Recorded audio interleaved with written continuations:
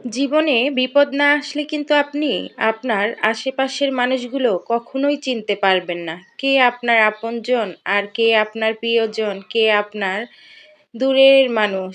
আসলে বিপদ আসলেই কিন্তু বোঝা যায়। তাই বিপদকে কখনো খারাপ মনে করবেন না। বিপদ আপনাকে মানুষ চিনাতে সাহায্য করে। বিপদ আপনাকে অনেক শক্তিশালী বানাতে সাহায্য করে। তাই বিপদকে কখনোই মানে অসন্তুষ্ট হওয়া ঠিক না। বিপদ আসা ভালো। আল্লাহ তাআলা বিপদ দিয়েই কিন্তু মানুষকে পরীক্ষা করে।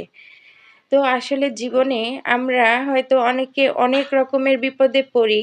তবে কিছু, কিছু বিপদ আল্লাহ তাআলা দেয় মানুষ চেনানোর জন্য। যে আসলে মানুষগুলো বিপদের সময় যে কিভাবে তাদের রূপ পরিবর্তন করতে পারে কিংবা কিভাবে পল্টি নিতে পারে সেটা আসলে কিছু কিছু বিপদে না পড়লে কখনোই বুঝতে পারতাম না কিংবা কখনোই জানতে পারতাম না যে যে মানুষগুলোর জন্য এত এত ত্যাগ স্বীকার করেছি সেই মানুষগুলো কিভাবে পল্টি নিতে পারে, কিভাবে তারা তাদের রূপটাকে আমার সামনে পরিবর্তন করতে পারে। তো আল্লাহর কাছে শুকরিয়া আদায় করি কিছু বিপদ দিয়ে হয়তো আমাদের সচেতন করে দেয় আমরা যাতে মানুষের উপরে নির্ভরশীল না হই। নিজের কাজ, নিজের সবকিছু যাতে নিজের উপরেই ভরসা রাখি। অনেক সময় হয় কি আমরা মানুষের উপরে বেশি নির্ভরশীল হয়ে যাই। তার কারণে আল্লাহ তাআলা আমাদের উপরে অসন্তুষ্ট হয়ে কিছু বিপদ দেয়। কারণ আল্লাহ বলেছে, "তুমি আল্লাহর উপরে সন্তুষ্ট থাকো, ভরসা করো।"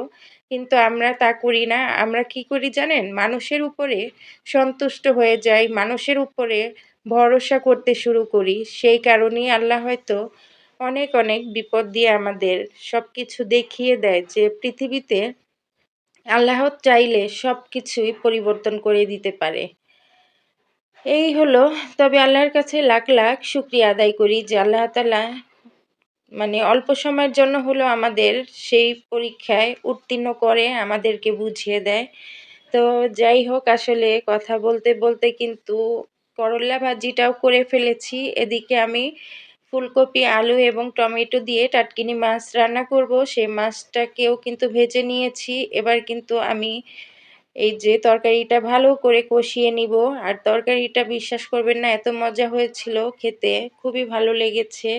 আর আমার ফুলকপিটা খুব ভালো লাগে, যেকোনো সময় ফুলকপি খেতে আমার খুব ভালো লাগে। বিশেষ করে শীতে তো ফুলকপি এমনিতেই মজার হয়।